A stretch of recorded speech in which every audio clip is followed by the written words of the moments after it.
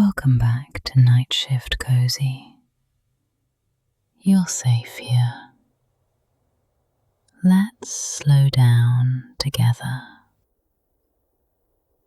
The station looked, at first, like a small ship that had drifted too far from any sea.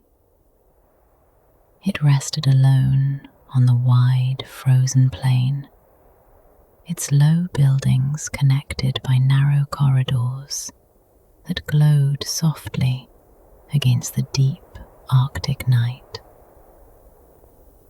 From a distance, those windows were the only signs of warmth, like a scatter of amber lanterns tucked into the endless blue-black of snow and sky.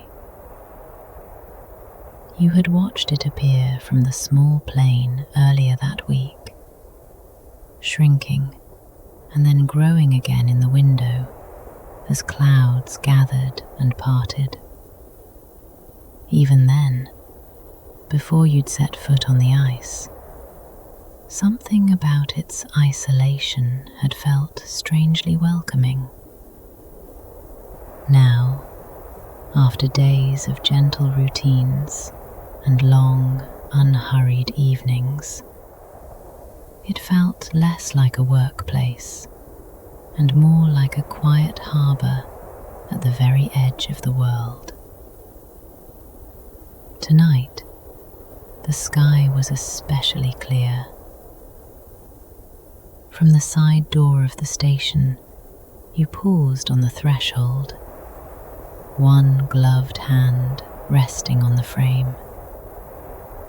A faint hush of wind moved across the frozen ground, brushing against the legs of your insulated suit.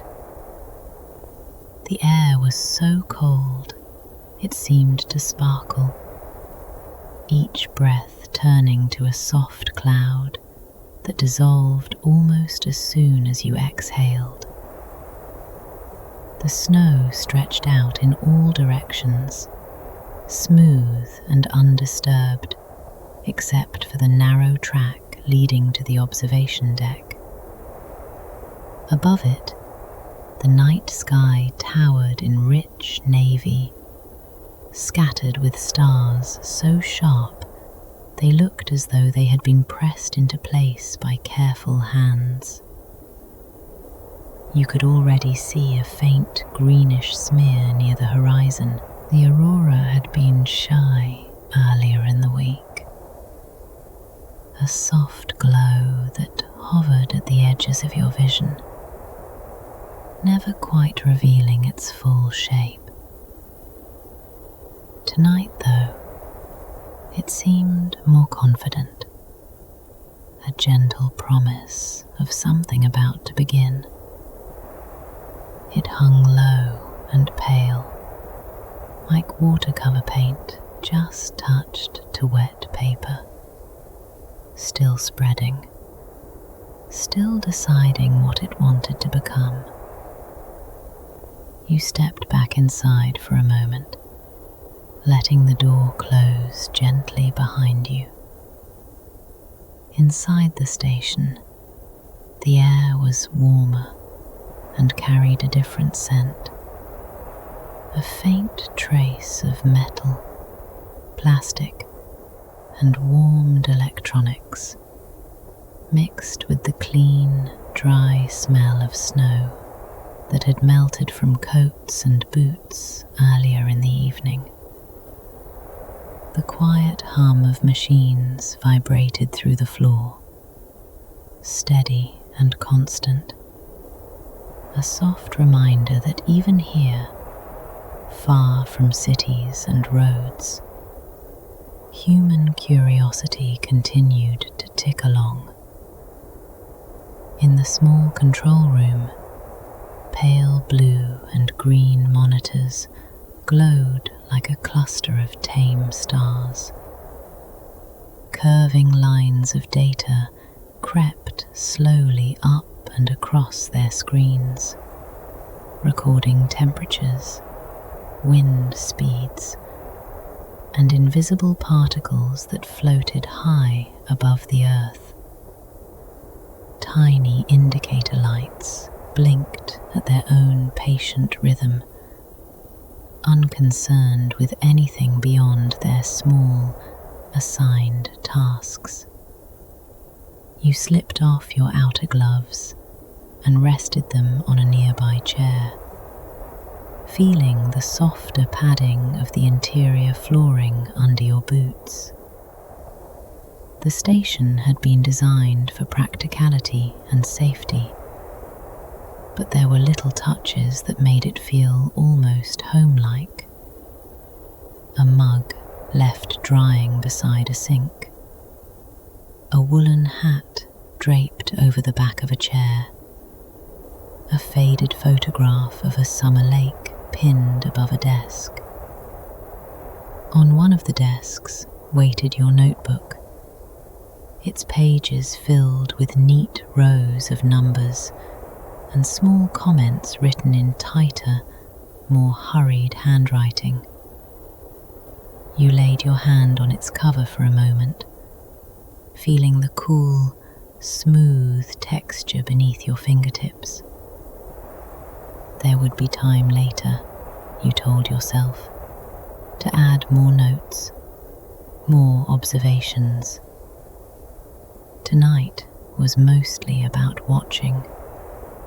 Outside, the sky was preparing its own data set, one written not in numbers, but in light. The projection schedule tacked to the wall reminded you that a meteor shower was expected to reach its peak sometime after midnight. The forecast had been clear enough. A slow, steady fall of debris from some ancient passing, small pieces of stone and metal that would swish through the upper atmosphere and vanish in quiet flashes of brilliance. Not a storm, not a dramatic, blazing flurry, just a gentle, patient event, best seen from somewhere dark and distant, somewhere like this. You checked the time, then moved through the short corridor toward the observation lounge. Your footsteps sounded soft against the padded floor, each step cushioned and steady.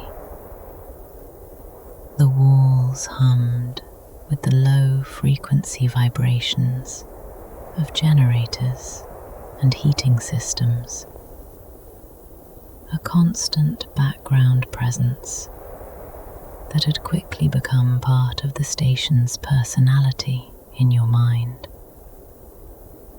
Instead of feeling mechanical, it felt almost like a breath, slow, even, reliable.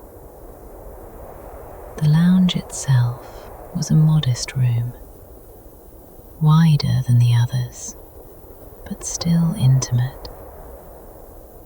One wall was almost entirely window, a thick pane of glass looking out across the snowfield and up into the sky. A pair of reclining chairs sat in front of it, their cushions slightly worn from use, their metal frames cool to the touch. A small table between them held a thermos, a mug, and an old pair of binoculars, whose strap had been neatly coiled beside them. You dimmed the overhead lights until they were barely a whisper of illumination. In the semi-darkness, the outside world seemed to pull closer, the stars gathering themselves into sharper patterns. You could see your own reflection in the glass at first, a faint figure layered over the snow and sky. But as your eyes adjusted, the reflection faded and the night moved forward, filling the frame. The aurora had brightened. It now stretched in a soft band from one edge of the horizon to the other, a pale green ribbon that seemed to tilt and sway in slow motion. As you watched, it thickened in places, gathering into folds like curtains being drawn back. Touches of violet and faint hints of rose flickered at its edges, subtle but unmistakable, like secret colours hidden within the green. You eased yourself into one of the chairs, feeling the fabric give slightly, cradling your weight. The thermos lid turned with a muted click, releasing a small puff of steam and the familiar, comforting scent of tea. You poured a little into the waiting mug, the pale liquid catching a hint of reflected starlight as it moved. The first sip warmed you from the inside, gentle and steady. For a long time, you simply sat there, your hands wrapped around the mug, watching the aurora's patient movements. It didn't rush, it didn't flash or demand attention. It simply flowed, rising and falling in slow waves, as though the sky itself were breathing. Outside the window, nothing else moved. The snow lay smooth and untouched, the surface shimmering faintly where the light from the station windows brushed against tiny crystals. Here and there, small ridges showed where the wind had shaped it into soft dunes, like the ripples of a frozen sea. Beyond that, the plain seemed to stretch forever, until it met the darker line of distant hills, barely visible against the deeper blue of the sky. You could almost imagine that the world ended there, that everything beyond those hills simply dissolved into more sky. Somewhere in that sky, the meteors were already on their way. You leaned back, letting your head rest against the top of the chair. The hum of the station settled around you, a low, steady sound that you felt more than heard. A soft crack somewhere in the walls told you that the temperature outside had shifted a little, causing ice or wood to adjust itself. It was nothing alarming, just one more small reminder that you were surrounded by a living landscape, even if its movements were slow and quiet. Memories drifted through your mind, gentle and unhurried. You recalled the first time you had seen an aurora, years ago, when you were still a student, and everything about the world of research felt vast and mysterious. You had stood outside for so long that your fingers had gone numb, but you hadn't minded. The sky had seemed too miraculous to leave, too generous in its shifting colours. Back then, you had promised yourself that you would return to places like that, to dark skies and quiet station windows, whenever you could. Now here you were, at the edge of the Arctic winter, with a notebook full of numbers and a heart that felt strangely lighter than it had in months. The first meteor appeared so quietly, you almost missed it. A thin line of light traced its way across a small section of the sky, bright enough to stand out from the stars, but soft enough that it seemed reluctant to intrude. It lasted no more than a heartbeat, a silver thread drawn gently from one side of an invisible curve to the other. And then it was gone. You let out a slow breath you hadn't realized you were holding. Then another meteor came, slightly brighter, carving a graceful arc that seemed to pass behind the green curtain of the aurora. For a moment, the colours deepened where they overlapped, as though the meteor had stirred the light like a spoon in still water.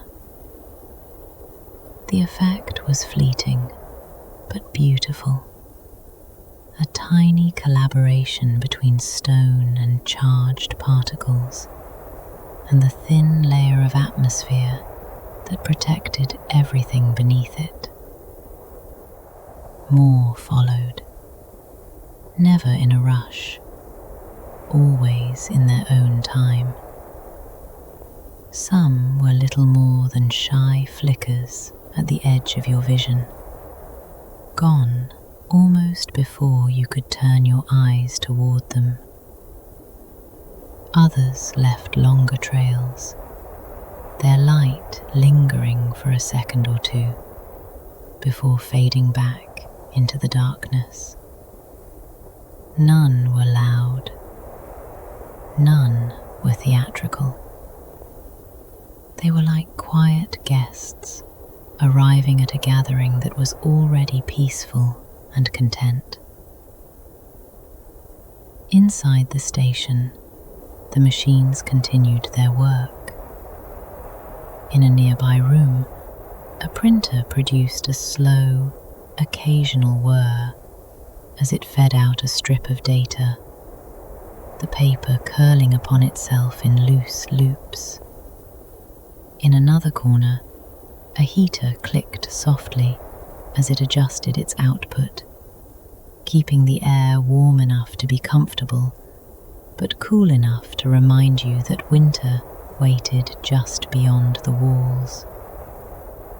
The whole building felt like a gentle cocoon, holding you close while allowing the sky to stretch infinitely beyond. You finished your tea, feeling the warmth fade slowly from the mug and transfer itself to your hands and chest.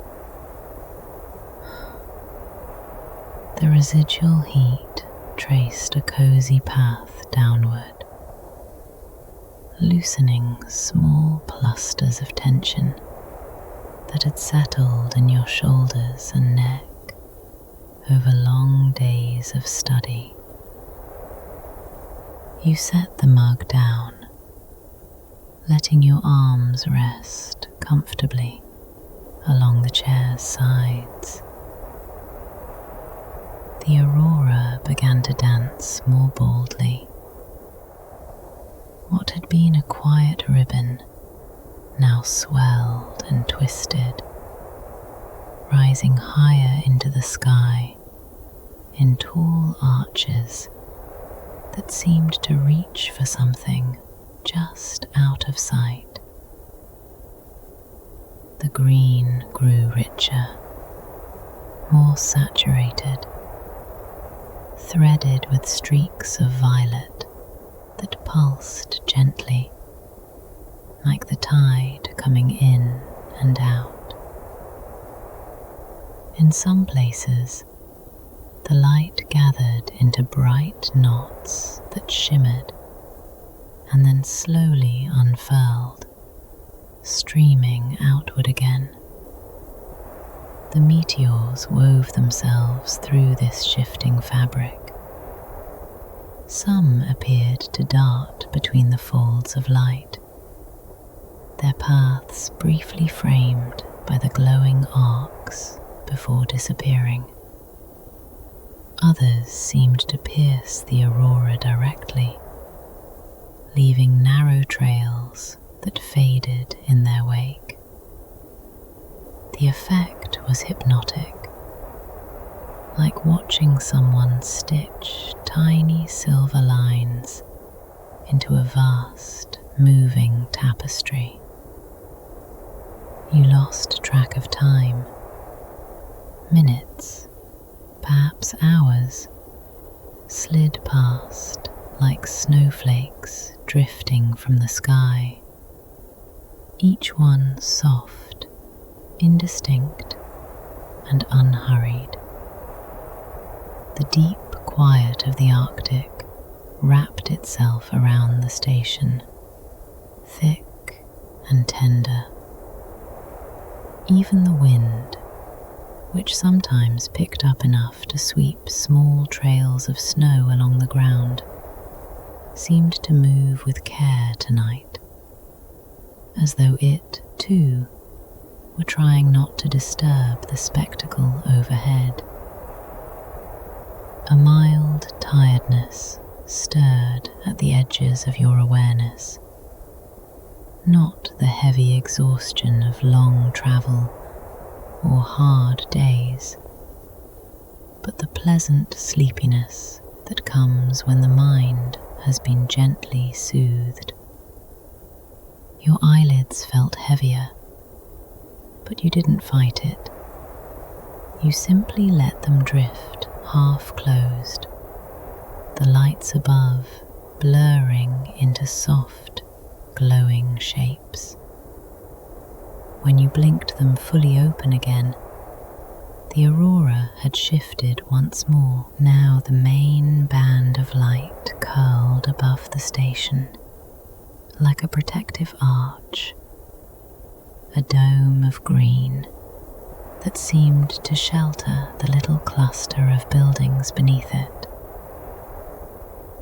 The colours had grown slightly softer, as though the sky were beginning to relax after its own display.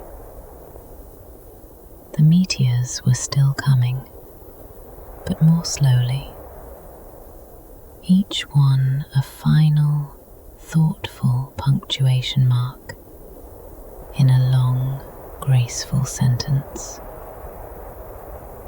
You decided it was time to step outside for a few moments.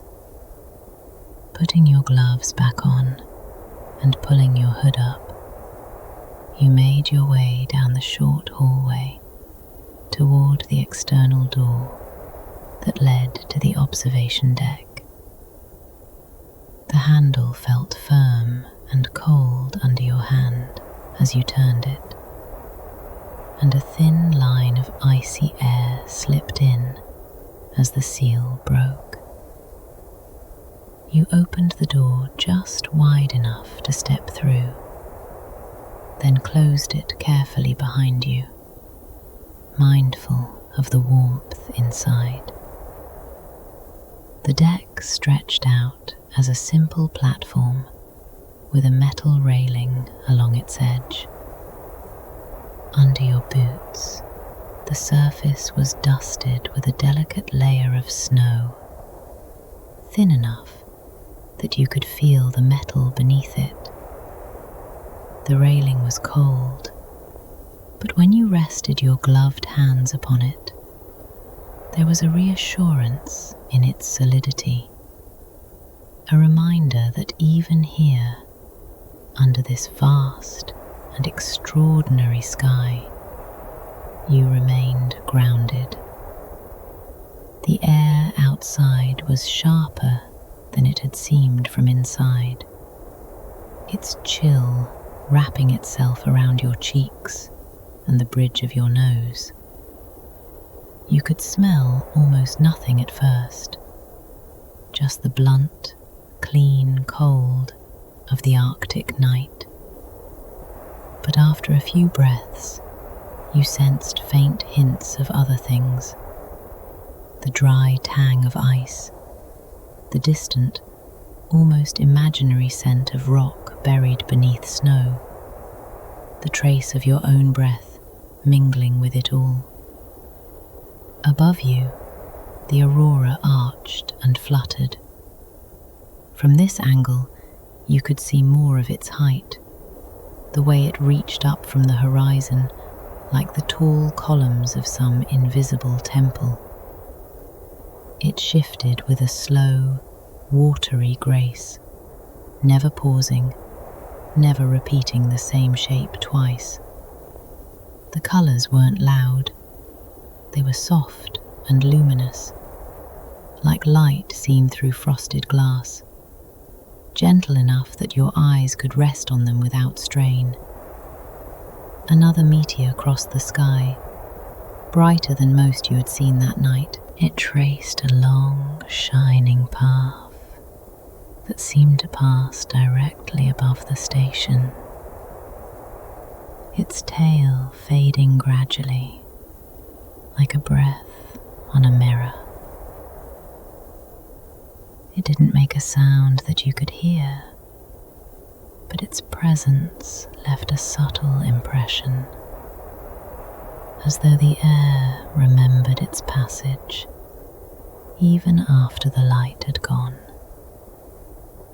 You thought for a moment about how long its journey had been, how far it had travelled, how many silent loops and arcs it had traced through space, before finally meeting this thin layer of atmosphere and transforming in the briefest instant into a streak of light that you could witness with your own eyes.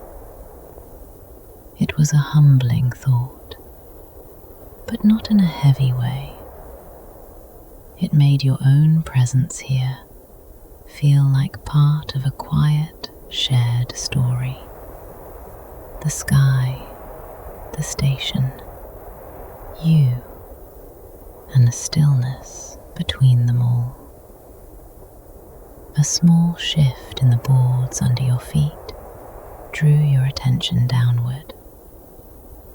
The structure was sturdy, but the extreme temperatures occasionally coaxed out small creaks and murmurs as wood and metal adjusted themselves.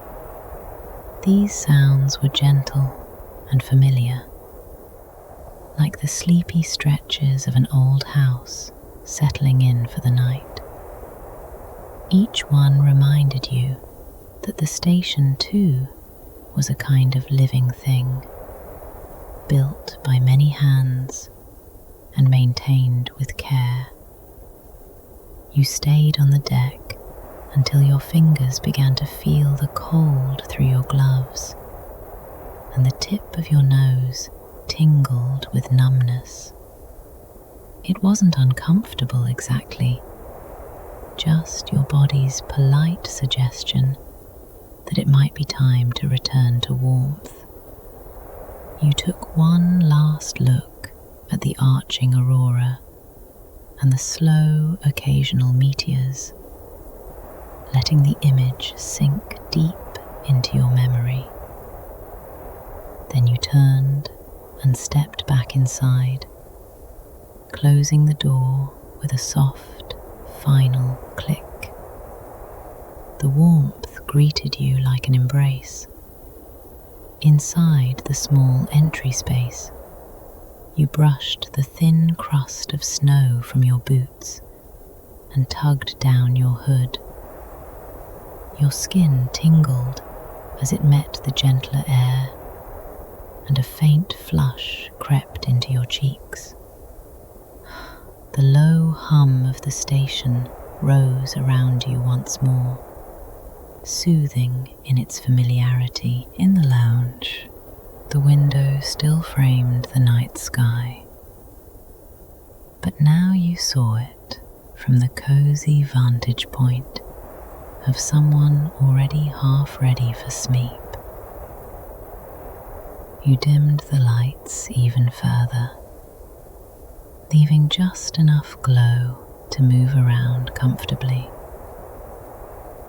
The aurora outside had begun to soften, its movements less pronounced now, like the slowing gestures of someone drifting toward rest. You gathered your notebook and tucked it under your arm, not because you planned to write anything more tonight, but because you liked having it with you. It had become a kind of quiet companion, its pages holding little fragments of your days here. Readings, sketches, quick impressions, and small observations that didn't quite fit into any formal report. The corridor to your sleeping quarters felt longer than usual, but in a pleasant way. Each step seemed slightly slower, as though your body had decided that there was no need to hurry ever again. The padded flooring muffled your footsteps, and the walls blurred softly at the edges of your vision. A line of gentle lights along the floor cast a warm, golden path ahead of you, guiding you without insistence. Your cabin was small but comfortable. A narrow bed ran along one wall, its blankets thick and slightly rumpled from earlier naps. Above it, a small shelf held a few personal items: a folded scarf, a pencil, a book whose pages you had only half finished. On the opposite wall, a compact wardrobe stood quietly, its door held closed by a simple latch. A single window, smaller than the ones in the lounge, offered a partial view of the sky, currently filled with a soft wash of green light. You set your notebook down on the small table beside the bed. Your outer layers came off in slow motions, boots carefully unzipped and placed under the bed, coat smoothed and hung where it could dry completely, gloves laid out to let any hidden moisture fade. The air against your thinner clothing felt pleasantly cool, but no longer harsh, like stepping into a room where the temperature and your own warmth had finally agreed on comfort. You sat on the edge of the bed for a moment, letting the quiet settle.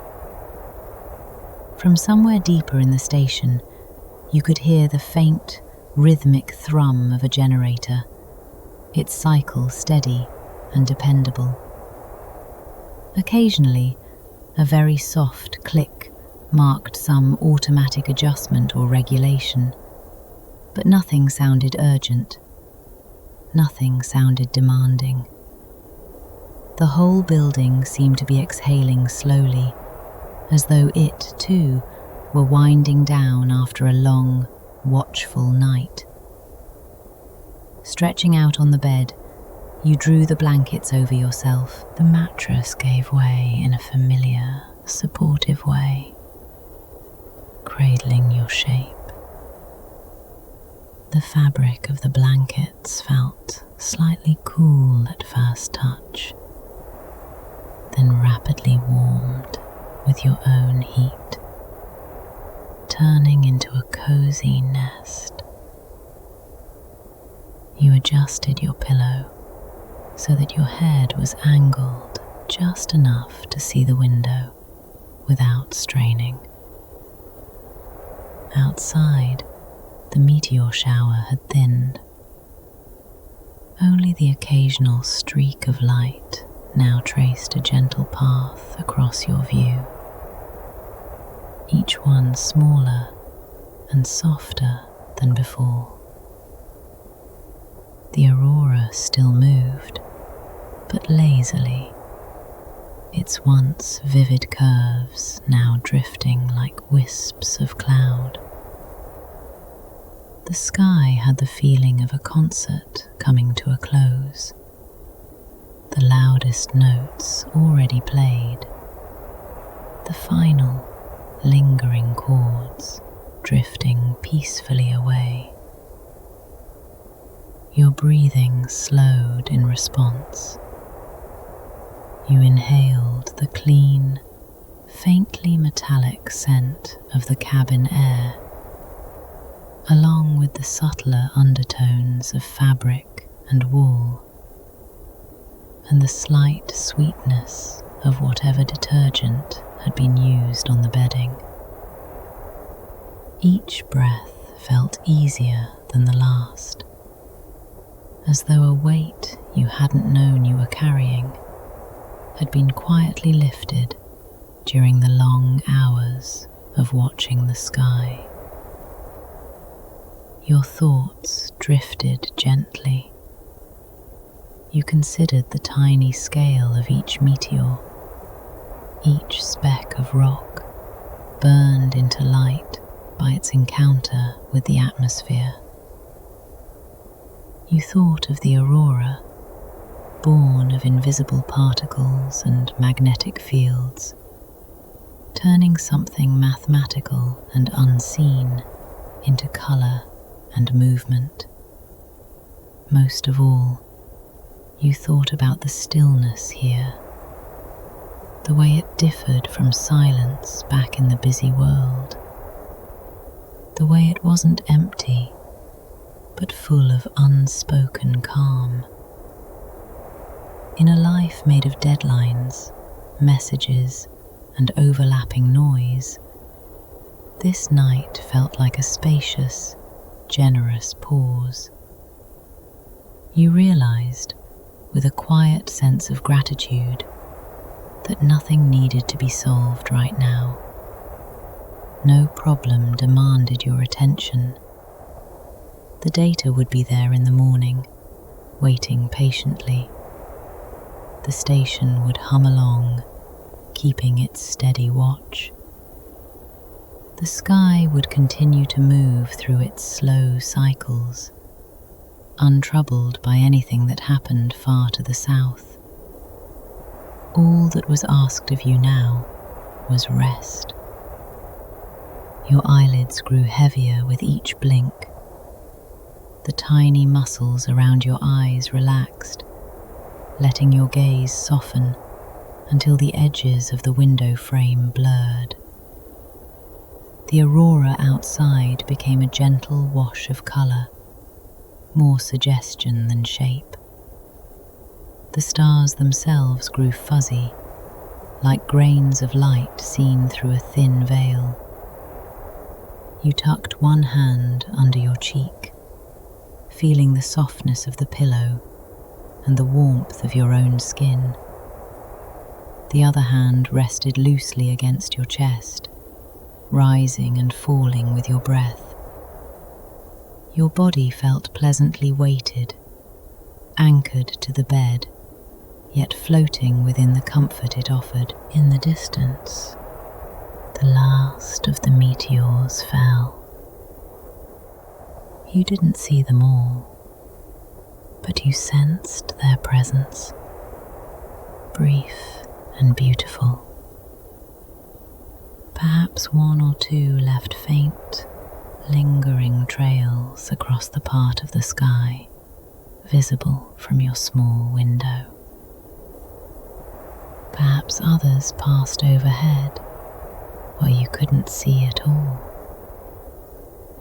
Either way, their journey had ended in light, and their memory seemed to settle in the room like a quiet blessing. The aurora eased into its final form of the night. It no longer arched dramatically or rippled with energy. Instead, it spread out into a soft, diffuse glow, like the colour left on a painter's palette after the main work was complete. Green melted gently into blue, with the faintest hints of violet at the edges. The effect was soothing, a perfect backdrop for closing your eyes. You did, finally, let them close.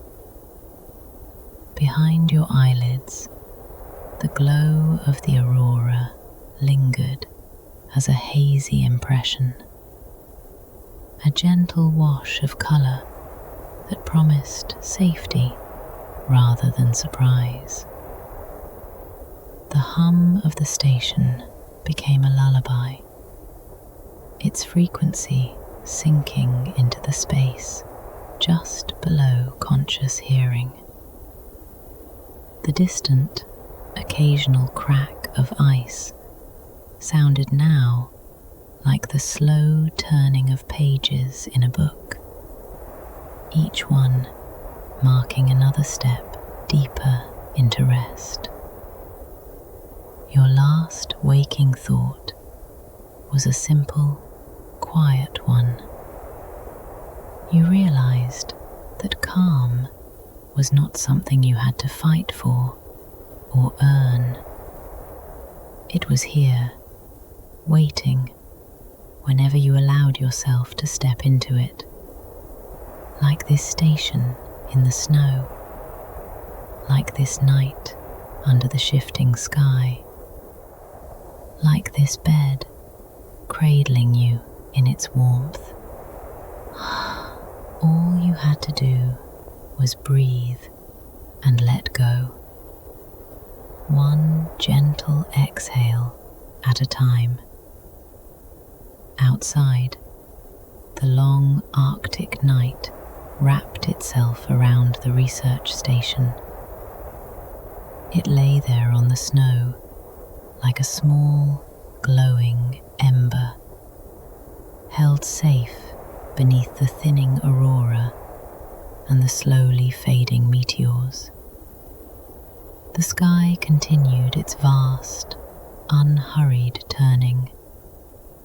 The wind moved with soft restraint, and inside, as the machines kept their patient watch, you drifted further and further into sleep, carried by the quiet, endless stillness of the polar world, until even dreams became as gentle as falling snow.